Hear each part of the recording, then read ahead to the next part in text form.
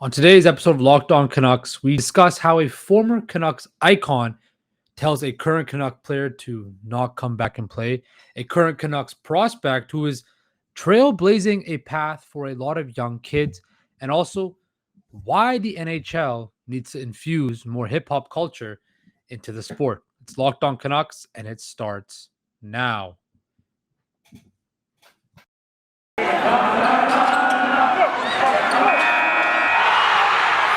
You're Locked On Canucks, your daily podcast on the Vancouver Canucks. Part of the Locked On Podcast Network, your team every day.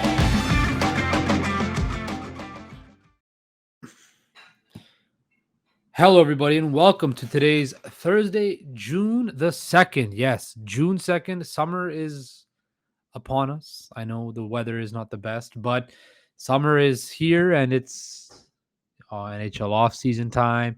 It's all that fun stuff, but I digress. Welcome to Locked On Canucks. I want to thank you all for making Locked On Canucks your first listen of the day. We, of course, are free and available wherever you get your podcast services. So as I mentioned off the top, we're going to dive into a few different things. Of course, I'm going to look at the J.T. Miller's contract. As the last two previous episodes, I looked into Brock Besser's contract situation and Bo Horvat's contract situation. Two guys who I feel it's pretty certain that will, or at least in Horvat's case, pretty much a lock that he will re-sign with Vancouver. With Besser, it's looking very likely. But of course, JT Miller's contract situation is the one in limbo, and it's why he's been brought up with a whole bunch of different rumors and stuff like that. So we'll dive into that. We're going to talk about a certain Canucks prospect, Arshdeep Bains from Surrey, BC, and how he, of course, was awarded the Bob Clarke Award for WHL's top scorer, the first, of course, South Asian player of descent to do that. But I'm also going to talk about how important it is for somebody being from the South Asian community, seeing somebody that looks like me or comes from the same hometown as me, or even just not myself, but other young kids from Surrey, that how important it is to see somebody thrive from our community and do special things with the Canucks. And also, for those of you that didn't watch last night, a lot of iconic, a lot of people on Twitter, maybe it was iconic that I was tweeted on it, but a lot of people on Twitter were getting back and forth with me about Bobby Shmurda. For those of you who don't know, Bobby Shmurda is a hip hop artist, or a rapper from New York, and he was making waves across social media, clowning on some Tampa fans at MSG as he was in attendance for Game 1 of the Eastern Conference Finals. So I'm going to touch on why hockey needs to ask these hip hop artists or celebrities to come to their games to make hockey seem cooler. But first, like I said, I'm just going to go right into talking about Gino Odjick, who was on TV the other day, getting inducted into the BC Sports Hall of Fame, or BC Hockey Hall of Fame, and how he was asked by Micheal Ferland, how Micheal Ferland, former Canuck, of course, has been on LTIR, away for the team for a while, dealing with concussion problems. And he asked Gino Odjick for advice on if he should come back and that he wants to come back. And Gino Odjick, being the OG he is, basically told him, no, do not come back. Think about your life after hockey and the quality of life you want to live going forward. And I think that's extremely, extremely important. When you look at professional sports, and especially the Canadian market with hockey, fans, media expect a lot from players. We tend to forget the fact that these professional athletes are humans too. We forget that, they have families, they have lives outside of hockey, outside of the NHL, which is very important. And for somebody with the stature of Gino Odjick, and who's been through not only the battles on the ice, but off the ice as well, health concerns, all of these other things that he's gone through, and to be just a great ambassador of the Canucks organization and to spit wisdom to a guy like Micheal Ferland, who, let's face it, during his tenure in Vancouver has not gone the way he's ever hoped, not the way any fans hope, because he's been battling injuries this entire time. Concussion problems. It's hard. And it's hard for athletes who want to prove to fans and the organization and themselves that, hey, I'm worth what these guys signed me for. I know I can do it. And they tend to forget that, hey, if I retire, I still have another hopefully 50 plus years of life I have to figure out to live, right? So seeing that and listening to that, I found it very important to talk about, because we tend to forget the fact that these guys are humans. They have feelings, they have issues, they have things that we all go through. And to have a mentor, a pillar of the organization like Gino Odjick, who stepped forward and said, "No, think about your life, think about your kids, think about your family, and don't come back and play." I don't think it's right for Micheal Ferland to come back and play either. It's not my decision, but as a fan, as a person who understands the game, as a person who has watched hockey for years, take care of yourself. Take care of your family, especially with brain injuries. You never know. Nobody knows what's going to happen. Think about your life after hockey. Think about your life. You've made, if you're Micheal Ferland's been an NHL player for a while now, you've made a decent amount of money, more money than you'd probably ever make doing a regular 9 to 5 job. You've made enough money. Think about your lifestyle. Make those smart investments. Make those smart decisions to maximize that money. Don't worry about moving or coming back as a competitor. Worry about what your family, your kids, will your kids be able to see their father? Will their kids be able to grow up with your father? Think about that type of stuff. I feel like sometimes in professional sports that gets lost in the shuffle. So that's why I wanted to bring it up and discuss it. That, hey, Micheal Ferland, although he wants to come back and play, he had to hear from an OG saying, "No, don't come back and play. Worry about your family, worry about your own health first before you do that." So I just want to commend Gino Odjick for saying something that potentially not a lot of people would want to say. A lot of maybe people might have just said, "Hey, do what you want to do." But to have that figure say, "No, don't come back. Worry about yourself and your own health first," that definitely is very brought a smile to my face to see that somebody was spitting wisdom and wisdom to somebody who needed it, and that it resonated, hopefully. So that's that. But another thing I want to talk on is Arshdeep Bains. Of course, the Canucks signed the Red Deer Rebels product, who just led the WHL in scoring. Of course, a Surrey native. I was very for me, I was very happy when I heard this news, when he signed with the Canucks back at the what was it, the spring? When was it? Near the February, March, I think it was. But look, he had 112 points, 43 goals in 68 games with Red Deer. And then, of course, he signed a professional contract. Canucks. He was the first ever South Asian player to claim the league scoring title. Seeing somebody from Surrey, British Columbia, where I was raised and where I'm from, and where he's from as well. He talked about playing at Fleetwood Ice. He did this article done by the Canucks, and there was an article done by Sportsnet where he talked about skating at Fleetwood Rink. He and I played in the same hockey association. Obviously, he's a little bit younger than me, so I never got to cross paths. But seeing somebody from my hometown, from my culture, the Punjabi community, who, quite frankly, we have some very passionate fans in the Canucks community. We have people that live and die for the Canucks like nobody else's business. And to see somebody from our community, from that looks like us, talks like us, comes from the same customs as us, playing for the hometown team, for me, that brings me so much joy, seeing that.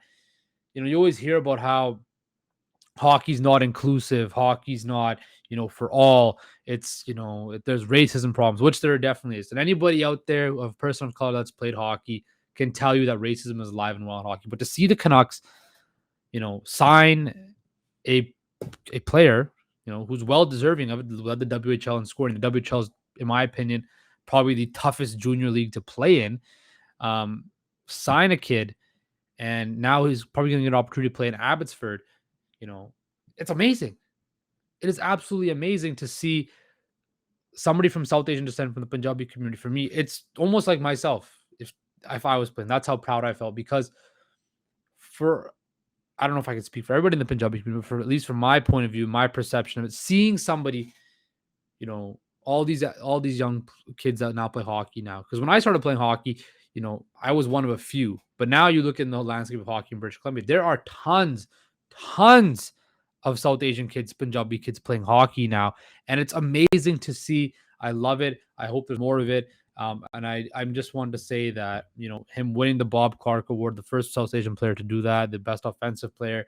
Um, I really hope this works out. Now, I just we had guys like Robin Bawa, Manny Malhotra. Sportsman did a great feature on Manny Malhotra being a South Asian descent. I remember when he signed with the Canucks, I thought that was so cool that a guy who was Indian was playing on the Canucks, right? The Canucks have done a wonderful job, I think, embracing the South Asian community in BC. They have the Diwali nights, they celebrate Vaisakhi. They have local prominent figures come to the games during those nights. They accept us, our fans. The one thing I love about a Canucks game, whenever you go to a Canucks game, and I think I said this on my first episode, you go to a Canucks game, you see everybody from all different types of walks of life. It doesn't matter the social class, economic class, color of their skin, whatever.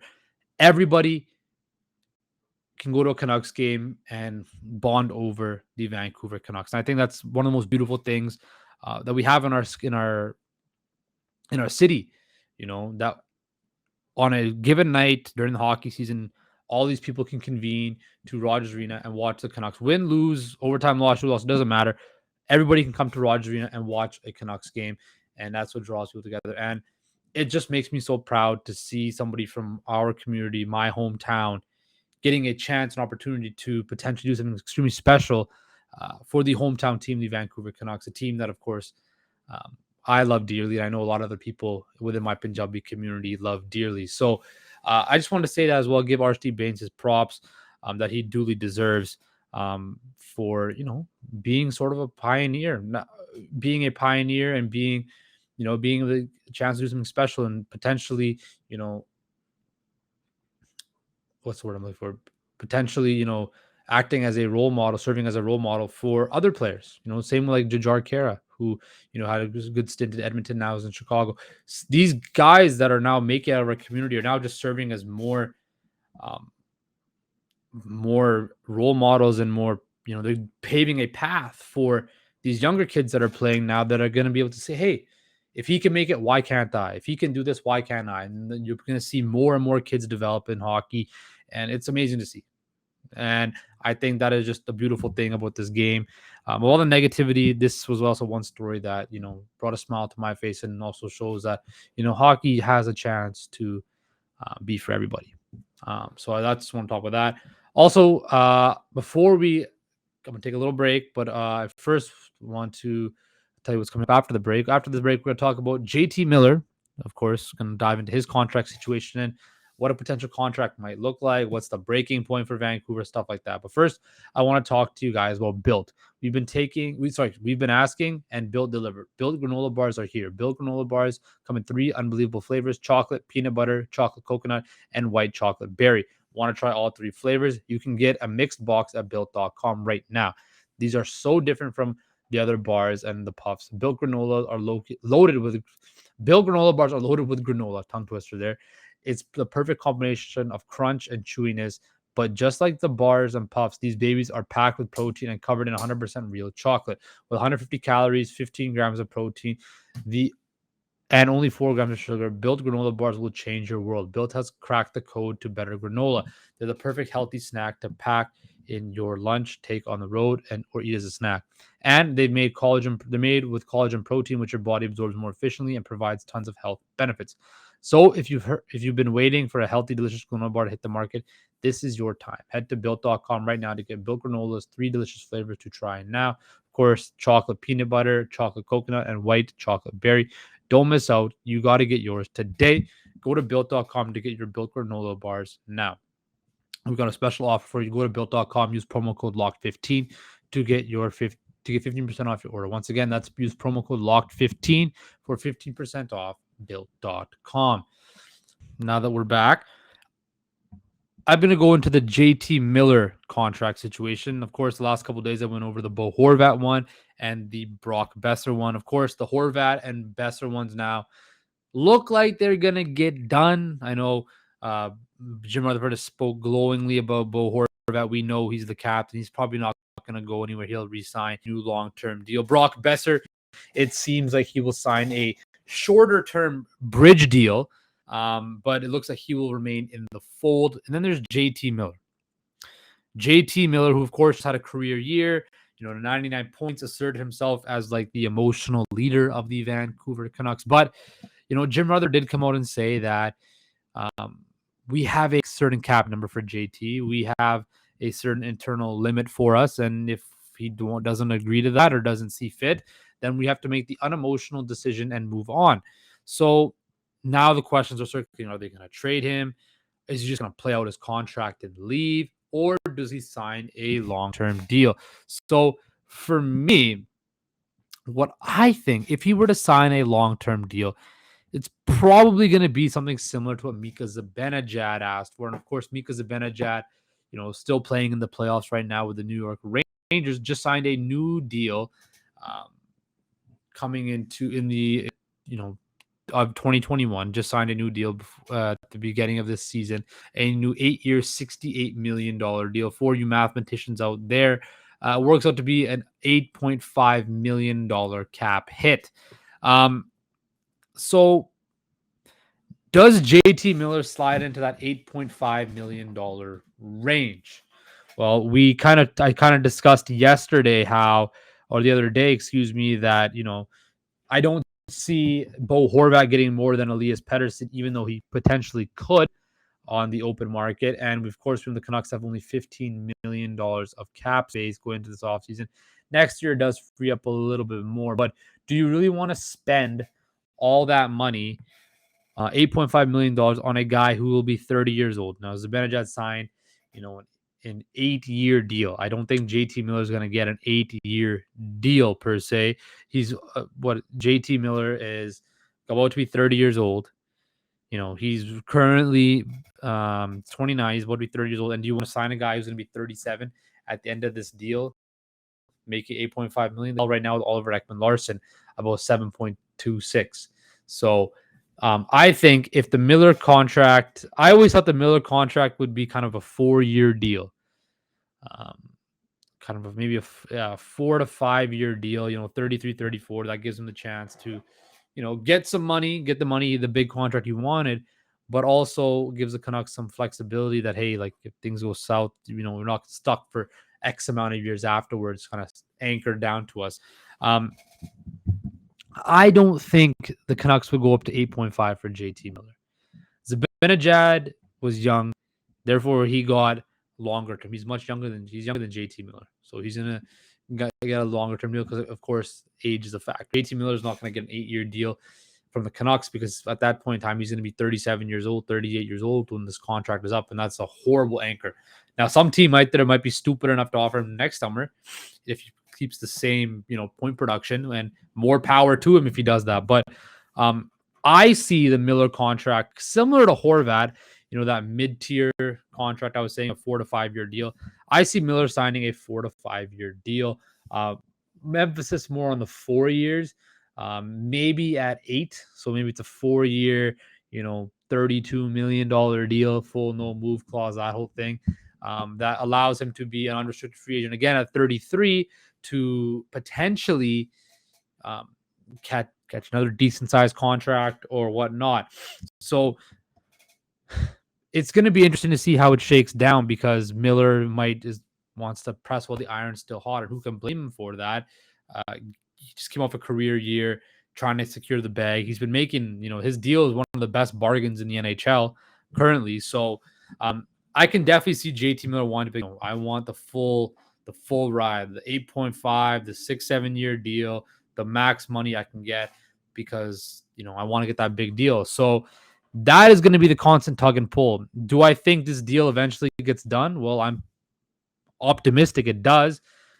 It just comes down to the negotiating. Now, I've been saying that these negotiating things, the leaks have been coming out that, Miller the Miller is going to get traded. The Canucks can't afford to keep him. I think it's all just been negotiating tactics within both camps to try to, scare them off. But I don't think Jim Rutherford is scared. He said we have a limit, and I think Canucks offer him a 4-year, $8 million deal. Here it's on the table. Take it right now if you want. We can't guarantee it's going to be there later. If I'm Jim Rutherford, I hand JT Miller, hey, here's a 4-year deal worth $8 million. You're You're getting a raise from what you're making right now. You get some security 4 years, $32 million guaranteed. That's something to sneeze at. And you have the opportunity to still get another contract afterwards. 4 years, $32 million. It's on the table right now. Take it. Take it or leave it. We can't guarantee it's going to be you there next year. Could be different depending on the situation. So I think that's how they got to play. They got to play hardball, set their limit, give him the offer, say, hey, look, this is the best offer we can do, and see if he accepts it, counters it. And if it's a counters close, then maybe you can negotiate, but stick within your means. Stay within the line of what the line you've drawn in the sand. Don't cross it. Stick with the line. You could toe the line as much as you want, but as long as you stay within that line, that's all that matters. That's all that matters. So that's my stance on the JT Miller contract. Offer him a deal. I think it can be a midterm deal for $8 million. Maybe 8.25, but keep it within that range and see what happens. If he doesn't want it, then you know what? You can make the decision of keeping him for the year as a rental and letting him walk, or you trade him and give him to the highest bidder. So that's what I think about JT Miller. Now, I am optimistic that this deal does get done, but who knows? So one more break. After this, we are going to come back, and I'm going to talk about how the NHL can become cooler. Yes, cooler. But first, we also have an important favor to ask you. We put together a survey so we can learn more about listeners like you and make your favorite Locked On podcast even better. This is your opportunity to tell us what you like and don't like about Locked On Podcast. Go to lockedonpodcast.com/survey right now to get started. It won't take very long, and everyone that completes the survey can qualify for a chance to win 10 $100 Ticketmaster gift card to take your audience survey. Go to lockedonpodcast.com/survey. Thank you for your help. So last segment of the show, and last night I was watching the Eastern Conference Finals, and I saw online a video of rapper Bobby Shmurda. And of course, those who don't know, Bobby Shmurda is not a massive rapper, but he's a predominant hip-hop artist, and most hip-hop heads know who he is. And I saw him yesterday at the Rangers game at MSG clowning on some Tampa Bay Lightning fans. And I put it on Twitter. The NHL should really consider asking these hip-hop artists / celebrities to come to the games because it will make it seem cooler. Now, a couple of people thought that Bobby Shmurda was not cool and that I don't know what I'm talking about. Well, that's your opinion. And then I had a bunch of people that agreed with me because let's face it, the NHL, as great as the playoffs have been, as great as this sport has been, the best sport in the world, most exciting sport, it's not cool. It's not. As much as I want to think it's cool, the NHL has zero cool factor with the kids these days whatsoever. If you ask most people, from a 13 to 29 age demographic of males, who you ask who your favorite athletes are, I guarantee majority of them will say that their favorite athlete is either an NBA player, an NFL, most charisma, they have the most style, they have the most character, and they're active on social media. In the NHL, if you're active on social media, you're seen as a distraction. If you show some personality or character, you're seen as not a team guy. You were chastised. The NHL should ask hip-hop artists, celebrities, kids that people resonate with to come to their games, help promote it, cross-promote, diversify the game, make it. That is the only way this game will grow down south. Hockey in Canada is fine. We know hockey is always going to be number one in Canada, but in the States, they have a massive opportunity with the NHL and TNT, which I love. The NHL and TNT does a great job. It's not the NBA inside the NBA on TNT, but it's very good. It's very entertaining. I prefer to watch that. The Gretzky, Talkett, Carter, Biz, all those guys. I love watching. It's comedy. It's fun. It's fresh. It's new, right? Not saying the other ones do a bad job. TNT, I feel, just does a better job than them. So the NHL needs to become cool, needs to get younger, diversify, and that is the way this game will grow. You look at these talk shows, ESPN, your First Take, whatever show, Get Up, Fox Sports, The Herd, Undisputed, whatever. None of them talk about hockey. None of them. And they're on ESPN. They're on TNT. You can have platforms. They're on these major networks in the state, but yet nobody talks about them. None of these big sports personalities will talk about because Nobody cares. How do you get people to care? You bring in influencers, you bring in rappers, you make it cool. That is the only way hockey's gonna grow. Why do you think nobody likes baseball? Because nobody thinks baseball's cool. Basketball, the NFL are cool. Soccer, you get celebrities there. Nobody comes to hockey games. You need to make it younger and hipper so these kids will come. And that's just my 2 cents on it. That's the way I feel. If you disagree with me, you disagree with me. But I think being a young person, although I'm 26 now, which kind of scares me, that is how you make this game cool. So take how you want it. If you don't like it, so what? If you like it, hop on the bandwagon. Let's try to change hockey. Make hockey cool. Let's make hockey cool again. But anyway, guys, that is all for today. Enjoy game 2 of the Western Conference Finals. Been an absolute hoot. I think the series will be better than the Battle of Alberta, hopefully longer as well. Tomorrow we will be back for our Friday episode. So take care, stay safe, and we will talk to you tomorrow.